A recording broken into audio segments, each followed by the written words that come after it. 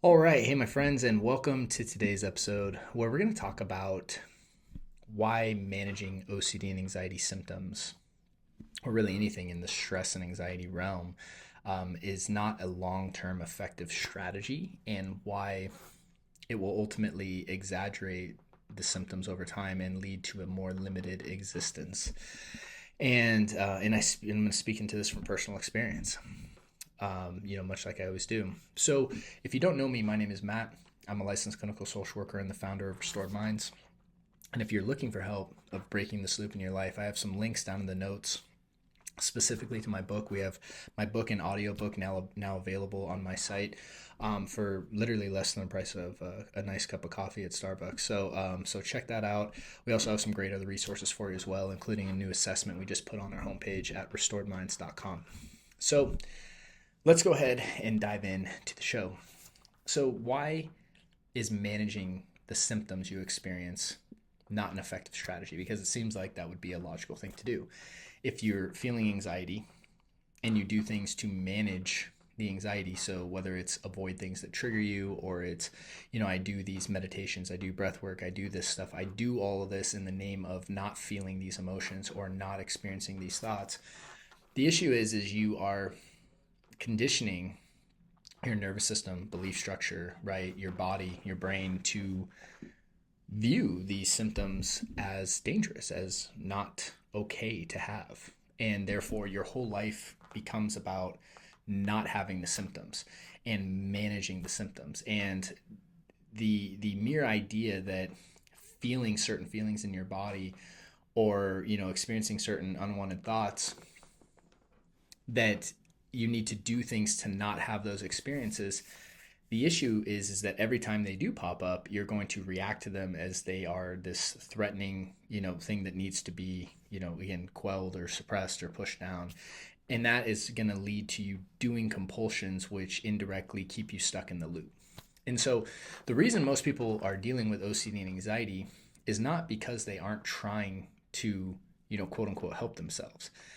The issue is they're trying to get rid of the wrong thing. They're trying to get rid of the symptoms. They're trying to get rid of the thoughts, get rid of the feelings they don't want.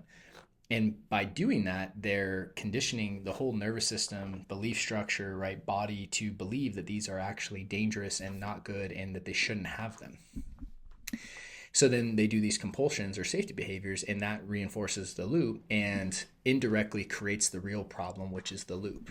And, again, in my book, From Suck to Unsuck, I talk about the loop in depth. In fact, to the point where it probably drives people a little bonkers. But, it's like understanding this loop is the way that you're going to find freedom.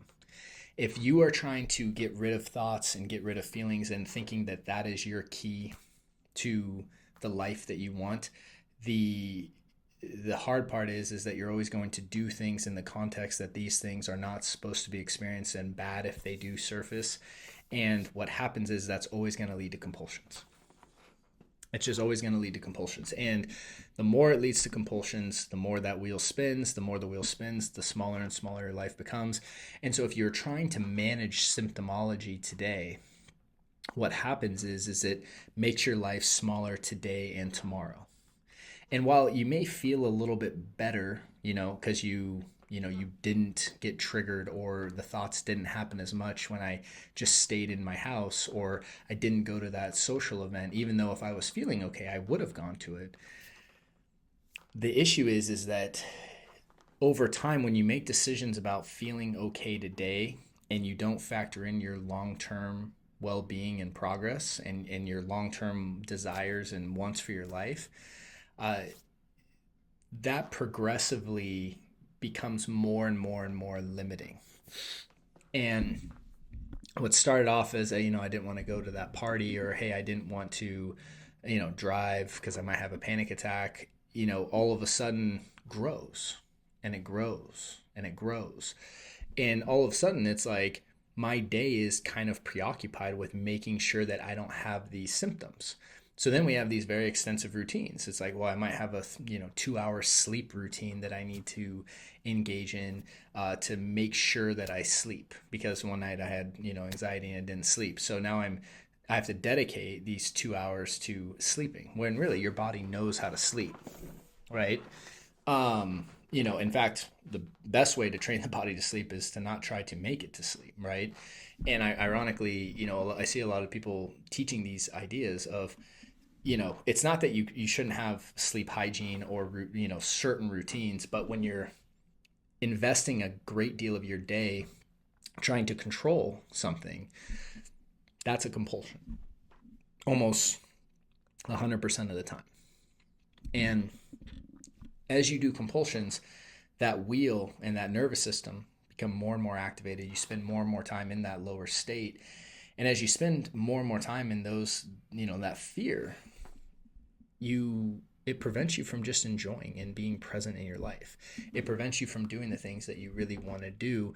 And your life becomes about not experiencing certain things versus experiencing life. And I think that is the great tragedy of the OCD and anxiety loop, is that yes, you may survive, right? And you stay alive, right? Doing this loop, but like there's a big difference between surviving and living. And I talk about this a lot. And managing symptoms is surviving. And you can do it. You have the freedom and choice to do that. But living, on the other hand, right? In order to do that, you need to be in a higher state of energy. You need to be present.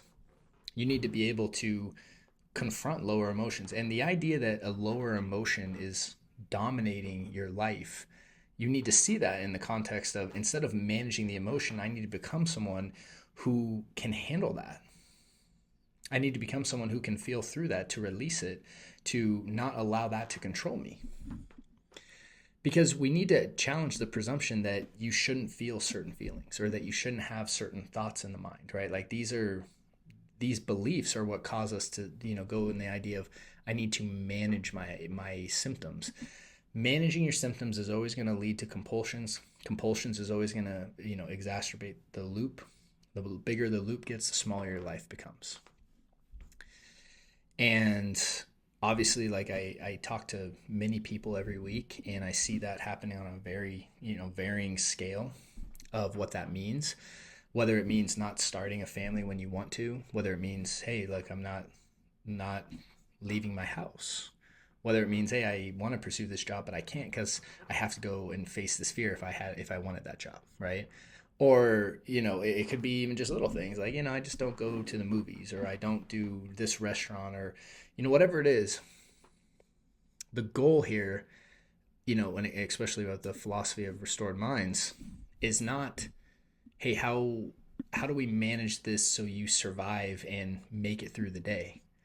It's like, how do you become someone who can handle this in a way that doesn't disrupt you, where you can actually confront fear and do so from a state of non-resistance till it passes, and allow yourself to begin to thrive in your life. That's why I don't believe in managing symptoms.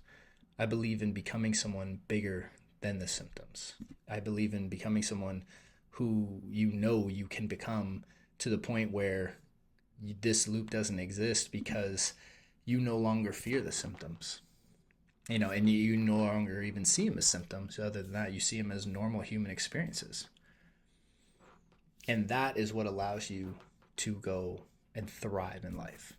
So if you found this helpful, and if you benefit from this, please help the show out by liking, subscribing, and leaving a nice review. Also, check out the links in the notes, or head over to restoredminds.com. And with that, I wish you a great day and a great week, and I look forward to seeing you on the next episode. Hey there, thanks so much for watching that episode. If you found it helpful, we have some links to some other episodes that we think you might like as well. And if you're looking for help on your journey to recovery from fear, stress, and anxiety, either check out the links in the notes or head over to restoredminds.com. Thank you, and talk to you soon.